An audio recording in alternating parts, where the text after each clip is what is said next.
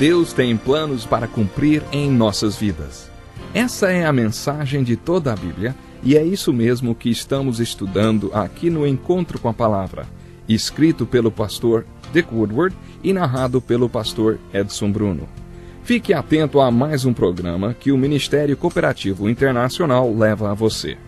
Com você agora, pastor Edson Bruno.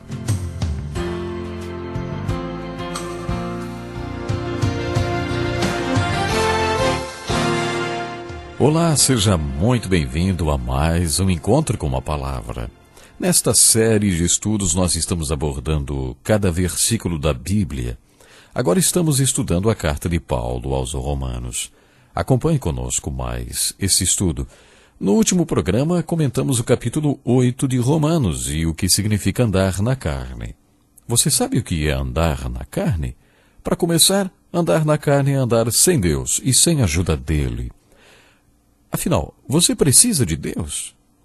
Você recorre à ajuda de Deus para viver o seu dia a dia da maneira que Ele quer que você viva? Viver na carne é dizer, olha, eu não preciso de Deus, não. Você pode achar que ninguém diz isto, mas o fato é que está cheio de gente que pensa assim. O meu salmo preferido é o 23. O Senhor é o meu pastor. Tem gente que me diz que não quer ser ovelha e que não precisa de um pastor. Tem gente que se julga dono do seu destino, mestre da sua alma. Eu tenho um monte de argumentos que mostram que ninguém é dono do seu destino nem mestre da sua alma. Mas para você, eu tenho uma pergunta. Para o que sua mente está voltada? Você tem evidências de que o Espírito de Deus habita em você? Você pode dizer que o Espírito de Cristo habita em você? E você habita no Espírito? Estes são dois conceitos diferentes. Existem textos na Bíblia que nos ajudam a responder a esta pergunta. Paulo afirma que se você está em Cristo ou em união com Cristo, você está espiritualmente vivo por causa da justiça, mesmo que seu corpo esteja morto por causa do pecado. Na maioria das vezes que Paulo fala sobre o pecado, também fala sobre o corpo e afirma que o pecado está relacionado ao corpo. Existe o homem interior dentro de nós e o Espírito de Deus que habita em nós e que geralmente não está onde o pecado está, mas o pecado está no corpo. Veremos isto outras vezes, mas Paulo afirma que se você tem o Espírito de Deus habitando em você, acabará descobrindo isto. O seu corpo pode estar morto por causa do pecado, mas o seu espírito, o seu homem interior, pode estar vivo por causa da justiça. Se Deus cumpre as exigências da lei em você, possibilitando que você seja justo e faça o que é justo, ao fazer o que é certo com a graça de Deus, vida espiritual é gerada em você. Você vê algum fruto de justiça na sua vida? Minha pergunta é difícil. Em outros textos, Paulo fala deste assunto usando a expressão fruto de justiça. Na sua primeira carta, o apóstolo Paulo escreveu sobre como podemos ter certeza da salvação. Na terceira carta, ele é mais prático e pergunta, você quer saber a diferença entre um filho de Deus e um filho do diabo? O filho de Deus pratica a justiça e o filho do diabo não. Simples, você não acha? E não se engane achando que porque você já foi declarado justo, não precisa mais se preocupar em ser justo, nem fazer o que é justo, nem praticar a justiça. A tudo isto Paulo chama de frutos de justiça.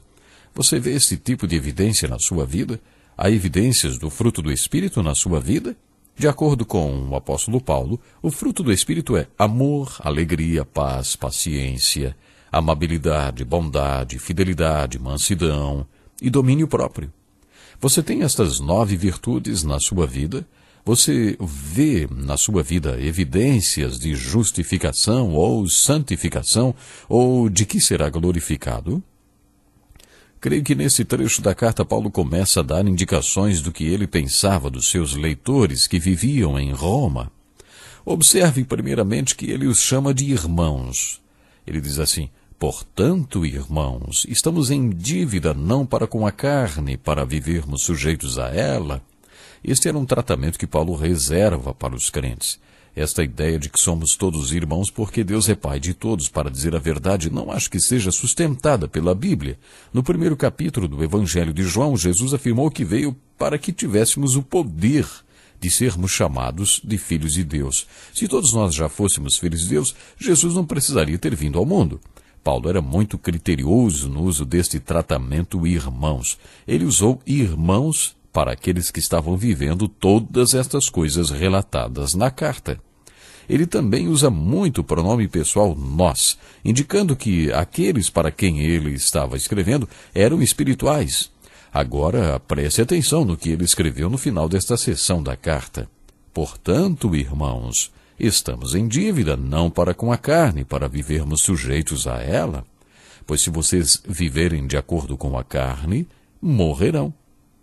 Mas se pelo Espírito fizerem morrer os atos do corpo, viverão, porque todos os que são guiados pelo Espírito de Deus são filhos de Deus. Além de falar sobre a dívida que temos para viver no Espírito, Paulo também menciona mais um detalhe. Se vivemos de acordo com carne, morreremos. É morte espiritual. Mas se você vive de acordo com o Espírito, viverá. Em várias ocasiões, na Bíblia, profetas como Moisés disseram: agora coloco diante de vocês a morte e a vida. A minha oração é que vocês escolham a vida. A desobediência resulta em morte e a obediência resulta em vida. O que vemos aqui é uma grande diferença entre a adequação da dinâmica que Deus proveu. Mas ainda resta uma dúvida. Você vai aceitar a provisão de Deus? Vai colocar em prática na sua vida? Se você fizer isto, o resultado será vida. Sabe, você pode ficar craque no livro de Romanos, entender tudo que Paulo falou e mesmo assim não colocar nada em prática. O resultado será morte espiritual. Paulo diz nesse versículo que lemos que temos a dívida de viver de acordo com o Espírito. Ele afirma que isto é a prova de que somos filhos. Todos os que são guiados pelo Espírito de Deus são filhos de Deus. Fico impressionado com as pessoas que dizem que Deus não se importa com os passos que você toma na sua vida, com as suas decisões. Isto não é bíblico, porque as Escrituras afirmam que os passos do homem são dirigidos e confirmados pelo Senhor. Como é possível encontrarmos no meio de crentes o conceito de que Deus não se importa, nem dá orientação quanto aos detalhes da nossa vida? O que Paulo afirma é que aqueles que são guiados pelo Espírito provam que são filhos de Deus. Você tem a responsabilidade de buscar a orientação do Espírito Santo em cada detalhe da sua vida, porque isto mostra que você é filho de Deus. E Paulo ainda acrescenta que não recebemos um espírito de escravidão para vivermos com medo. Este era o velho Paulo falando. Paulo tinha vivido como fariseu, dentro do legalismo, aquela coisa da carne, cumprindo a lei com as suas próprias forças na carne. Mas agora ele estava dizendo que eles não poderiam cair outra vez na escravidão e no medo de não estar fazendo o que deveriam fazer, eles não poderiam retroceder para a velha armadilha do legalismo.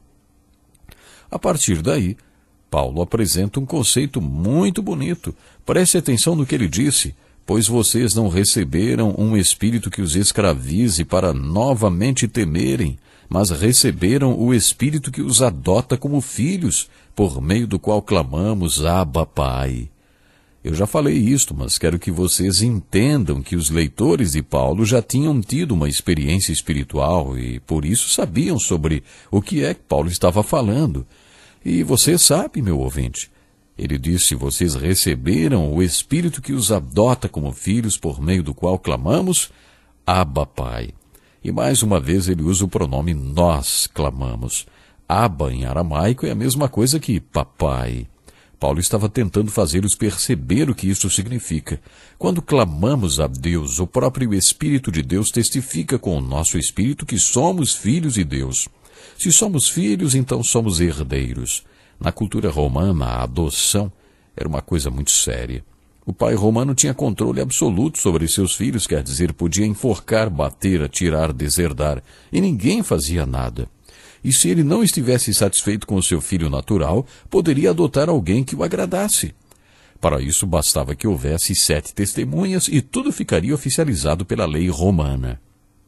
Mas depois que ele adotasse, era mais difícil tirar os bens do filho adotado do que do filho natural. Paulo conhecia a lei romana, ele era um cidadão romano. Agora pense em tudo isso e lembre-se do que ele falou em adoção espiritual.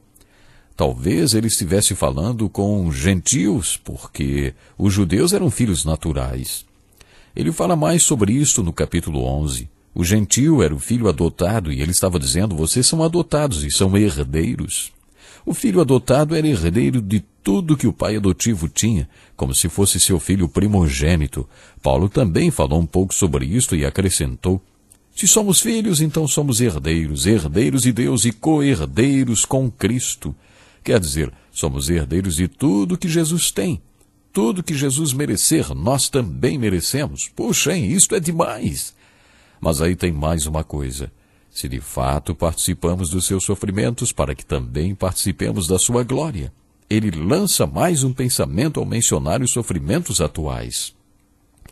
Considero que os nossos sofrimentos atuais não podem ser comparados com a glória que em nós será revelada.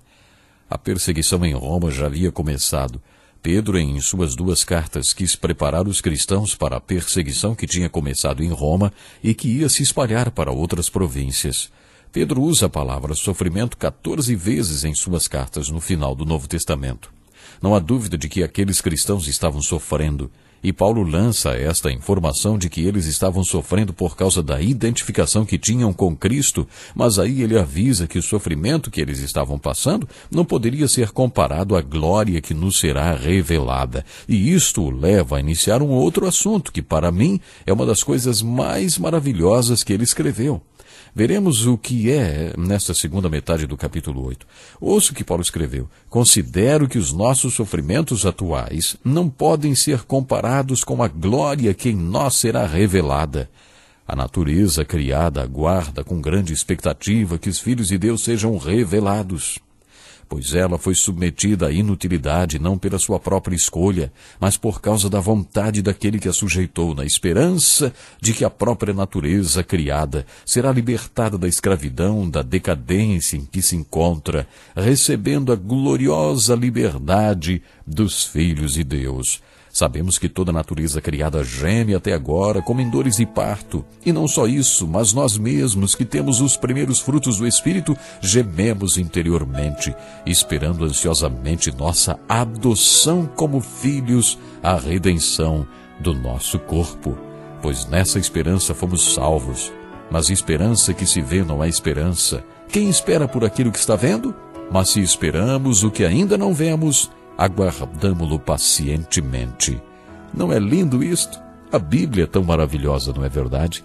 Nós temos que ficar por aqui hoje, mas vamos continuar no próximo programa. Até lá. Que lição importantíssima.